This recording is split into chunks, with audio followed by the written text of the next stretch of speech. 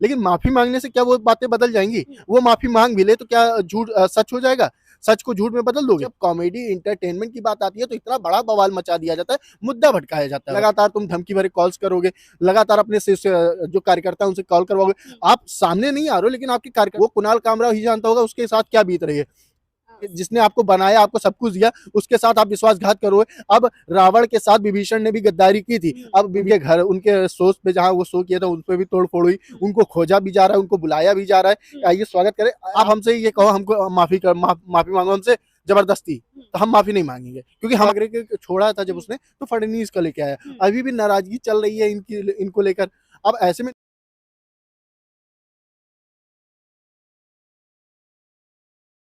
नमस्कार, मैं आपके साथ रितेश मंगवाना। देखिए, कुणाल कामरा को लेकर लगातार जो कंट्रोवर्सी हो रही है, उस पर कुणाल कामरा साफ कह चुके हैं वो माफ़ी नहीं मांगेंगे। जिस तरीके से आपने देखा, कल मुंबई पुलिस उनके 10 साल, पूरा 10 साल नहीं, 10 साल से वो जहाँ नहीं रह रहे हैं, मुंबई वाले घर पर पहुंचती है और वहाँ पर उन्हें कुछ नहीं मिलता। उसके बाद कुणाल कामरा ट्वीट करके ये कहते हैं कि जहाँ मैं 10 साल से नहीं रह रहा, वहाँ पर कहीं ना कहीं मुंबई पुलिस ने अपना समय बर्बाद किया, अपने संसाधन बर्बाद किए। पर देखना ये होगा कि जिस तरीके से शिंदे गुट लगातार ये धमकियां दे रहा है कि कुणाल कामरा को, कि अगर मुंबई आते हैं तो उनकी शिव सैनिक अंदाज में स्वागत किया जाएगा, उसी स्टाइल में स्वागत किया जाएगा। तो हमारे साथ देखिए शिवेश पांडे हैं, जो कि युवा भी और आने वाले समय में उम्दा पत्रकार भी बनेंगे। सीधा इनसे जानने की कोशिश करेंगे कि एक स्टैंड अप कॉमेडियन और भारत जैसे देश में अगर कॉमेडी करता है, नाम नहीं लेता, तो कहीं ना कहीं आज़ादी को, जो कि अभिव्यक्ति की आज़ादी है, उसको कहीं ना कहीं छीनने की भी कोशिश की जा रही है। इस पर भी बात करेंगे। शिवेश, पहले तो बहुत बहुत स्वागत है रितेश मंगवाना के चैनल में। पूरे कुणाल कामरे की कंट्रोवर्सी को आप किस तरीके से देख रहे हैं? जब पहला आपने उसका जो वीडियो देखा, क्या कुछ देखा? पहले तो वीडियो के बारे में बताइए। देखिए, जिस तरह कुणाल कामरा ने शिंदे जी को बोला, उसमें वीडियो में अगर आप देखेंगे उनकी कॉमेडी वीडियो, अब कॉमेडी इंसान कर रहा है तो कॉमेडी नहीं करेगा तो क्या करेगा? किसी को ना किसी को तो रोस्ट करना ही है। तो उसने अपना जो बीट चुना वो पॉलिटिक्स को चुना।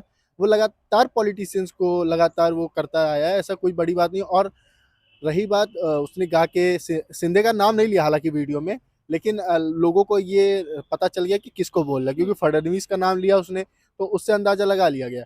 और अगर किसी नेता ने अगर ऐसी बयानबाजी की तो कोई कुछ नहीं बोलता, लेकिन अगर वहीं पॉलिटिशियन का, कॉमेडियन किसी ने पॉलिटिक्स का नाम ले लिया या पॉलिटिशियन का नाम ले लिया, तो उसमें बहुत विवाद छिड़ जाता है। आपस में कटते मरते हैं, तब किसी पे कोई एक्शन नहीं होता है। लेकिन जहाँ कॉमेडी की बात आती है या फिर एंटरटेनमेंट की बात आती है, अब बहुत हस्तक्षेप करने लगी है, राजनीति इसमें आने लगी है।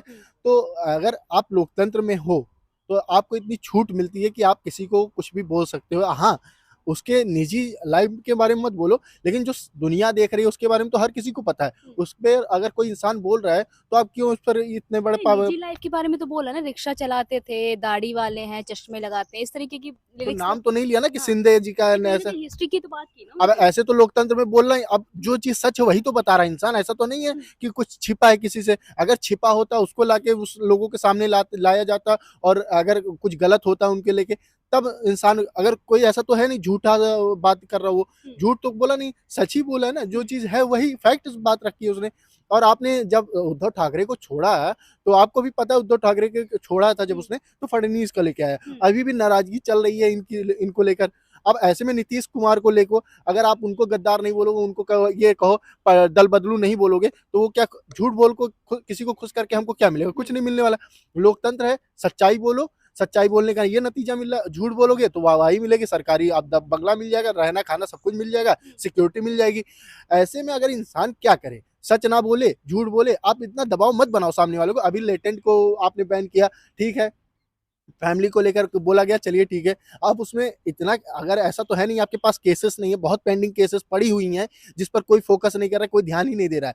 लेकिन जब कॉमेडी इंटरटेनमेंट की बात आती है तो इतना बड़ा बवाल मचा दिया जाता है, मुद्दा भटकाया जाता है बस, कि जो मुद्दा है उस पर बात ना करे, शेयर मार्केट के बारे में कोई ना बात करे, जीडीपी के बारे में ना बात करे, देश में क्या चल रहा है उस पर औरंगजेब घुमा कभी ला दिया जाएगा, कभी कुणाल कामरा ले आया जाएगा, कभी कुणाल कंटेंट लेटेंट ले आया जाएगा। ऐसे मुद्दे भटकाए जाते हैं, ऐसे मुद्दों को लाकर। और ये कहीं ना कहीं ध्यान, लोगों, जनता को गुमराह करने की कोशिश की जा रही है कि लोग जागरूक ना हो पाए। लोगों को इसी में व्यस्त रखो, उनको ये सब आने ही ना दो उनके दिमाग में एक बार को भी कि जीडीपी क्या है, हमारी बेरोजगारी क्या है। भाई, केसेस ठीक है, आप समझा दो, इतना बड़ा मुद्दा बनाने। अब अगर कुणाल कामरा ने किया तो ठीक है, आप उस पे केस किए, चलिए कर दीजिए, उससे माफी मंगवा लीजिए। लेकिन माफी मांगने से क्या वो बातें बदल जाएंगी? वो माफी मांग भी ले तो क्या झूठ सच हो जाएगा?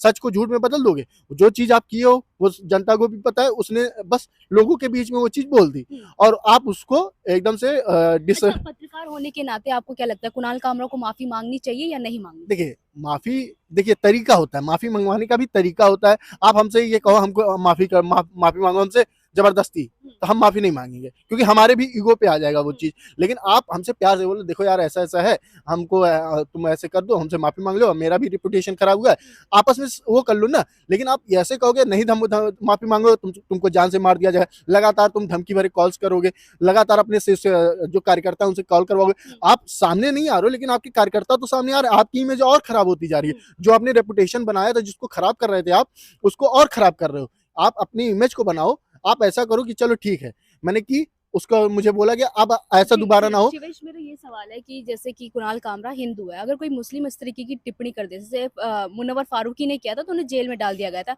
अगर कुणाल कामरा हिंदू नहीं होते, मुसलमान नहीं होते, तो कहीं ना कहीं जिस तरीके से वो कह रहे हैं कि अब तक तो मैं खत्म हो जाता, इस पर देखिए हिंदू मुसलमान इस पे लाना कोई बड़ी बात नहीं है, क्योंकि देखिए बीजेपी लगातार पूरा खुले में हिंदू के साथ दे रही है, और हिंदू मुस्लिम इस बात को लेकर नहीं है कि देखिए अगर वो मुस्लिम होता करते जेल तो जनता को भी इसका पता चल जाता और जनता इसका विरोध करती है। हालांकि अभी भी कर रही है, हिंदू है तो भी ऐसा नहीं है उनको बख्श दिया गया। उनके घर, उनके शोज पे जहाँ वो शो किया था उन पे भी तोड़ फोड़ हुई, उनको खोजा भी जा रहा है, उनको बुलाया भी जा रहा है, आइए स्वागत करें। आप समझ रही होंगी क्या कि आप कैसे स्वागत करेंगे वो लोग, किस तरीके से स्वागत करने वाले? अब वो तो उनका अपना तरीका है। आप जानती हैं कैसे शिवसेना हमेशा से शुरू से कैसे रही है। हालांकि ये असली शिवसेना जिसको सुप्रीम कोर्ट ने दे दिया है, सिर्फ उद्धव ठाकरे ने ही बनाया था, लेकिन अब नाम तो इन्हीं का है, असली शिवसेना इन्हीं के नाम आ गई। तो जो इनका है, अब शिवसेना का शुरू से यही रहा है कि अब जब नहीं रहा तब आप सोच पे जाके तोड़ फोड़ कर रहे हो, मारपीट कर रहे हो, तो जब वो आ जाएगा तो आप कैसे स्वागत करोगे ये आपको भी पता है। राजनीति कैसे चमकाते हैं लोग ये भी आपको पता है। ये किसी पॉलिटिशियन पे किसी को भरोसा नहीं है, वो बुलाएंगे क्या कर जाएंगे, अपना तो पीछे हट जाएंगे, कार्यकर्ता एक आ जाएगा कि हमने कर दिया, उसको जेल हो जाएगी, बाद में वो कुणाल कामरा ही जानता होगा उसके साथ क्या बीत रही है। संजय राउत ये कह रहे हैं कि कंगना की तरह कुणाल कामरा को भी Z+ सिक्योरिटी मिलनी चाहिए।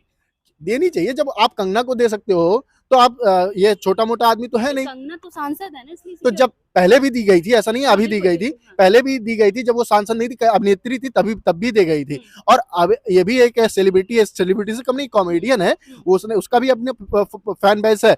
अब फैन बेस है तो इसका मतलब वो सेलिब्रिटी है।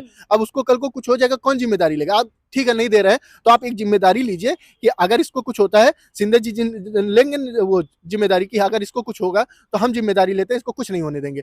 ऐसा ना दो चलेगा, लेकिन अगर दे रहे हो, नहीं दे रहे हो तो ये जिम्मेदारी ले लो, क्योंकि अगर कुछ हो जाएगा तो आपके ऊपर ही आएगा, किसी और के नहीं आएगा। क्योंकि अभी जो चल रहा है आप दोनों के ही बीच चल रहा है, आपका कार्यकर्ता करेगा कुछ तो भी आपके ऊपर ही नाम आएगा। अगर सिक्योरिटी दे देते हो तो वो सेफ रहेगा, क्योंकि संजय राउत कहीं गलत नहीं है। अब विपक्ष में, हालांकि उनको तो काम ही है कि पक्ष विपक्ष खेलना, लेकिन अगर ऐसा हो तो दे देना चाहिए, क्योंकि किसी के जान से बढ़ के कोई चीज नहीं है। इतना बड़ा बात उसने बोल नहीं दिया, किसी को दल बदलू ना बोलो, किसी को गद्दार ना बोलो, ये गलत है। जो सच है, लोकतंत्र में हम भी रह रहे, आप भी रह रहे हो। अब आप ये सोचोगे कि हम किसी को कुछ ना बोले, सुकून से जिंदगी जिए, तो ऐसे तो नहीं हो सकता भाई। जो चल रहा है वो तो बोलेगा इंसान। अब मुद्दा भटकाओ चाहे जो करो, लेकिन जो सच है वो ढाई आने सच है।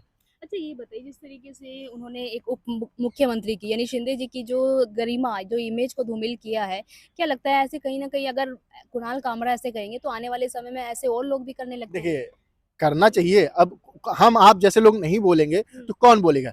अब उनको रियलाइज कैसे होगा, हाँ हमने गलती की। किसी को छोड़कर आप किसी को साथ आ रहे हो, किसी के साथ विश्वासघात करके आप किसी के साथ आ रहे हो, तो जरूरी नहीं उसका सगा रहो तुम।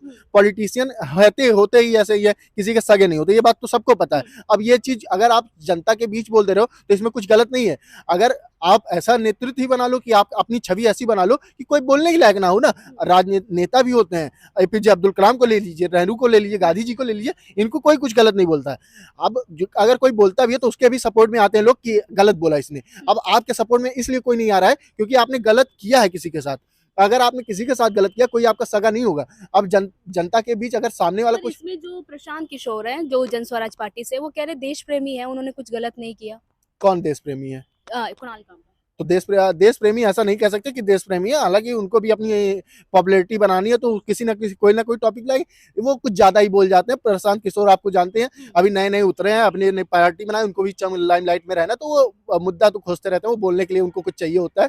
तो प्रशांत किशोर हर मुद्दे पे बोलते रहते हैं, चाहे वो बीपीएससी का परीक्षा हो, उस पर भी आ जाएंगे, धरने में बैठ जाएंगे, कुछ भी हो, उनको अभी नीतीश को पिछाड़ना है। लेकिन हालांकि पता नहीं क्या होता है विधान चुनाव में, ये बात की बात है, ये तो राजनीति आ जाती है एक तरह से, वो अपनी राजनीति कर रहे हैं। संजय राउत की जो बातें हैं कि वाई प्लस सिक्योरिटी वगैरह, वो उनको कहीं ना कहीं दे देनी चाहिए, क्योंकि आप जब किसी को दे रहे हो, अगर आप पक्ष में हो, आज जब सरकार केंद्र में नहीं थे तो भी आप उस लिए मांग कर रहे थे कि हाँ कंगना रनौत को दो, तो अब बार बार कुणाल कामरा जो है वो चैलेंज क्यों कर रहे हैं सरकार को, माफी नहीं मांगूंगा, मैं तो यहाँ नहीं रहता। अब अपना ईगो कोई खा जाएगा क्या? अब आपके अंदर ईगो है, कोई आपको धमकी देगा तो आप क्यों कहेंगे कि हम माफी मांगेंगे? आपको 100 कॉल आ रहे हैं लगातार दिन भर में, आप भी सोच रहे होंगे इंसान किस तरह रह रहा होगा। अब आप उससे जाके उसकी बड़पन है कि वो खड़ा है, वो सच बोलने के लिए तैयार है। बहुत लोग हैं कि पीछे हट जाते हैं, ठीक है सर हम माफी मांग रहे हैं, हम खत्म कर रहे हैं ये चीज।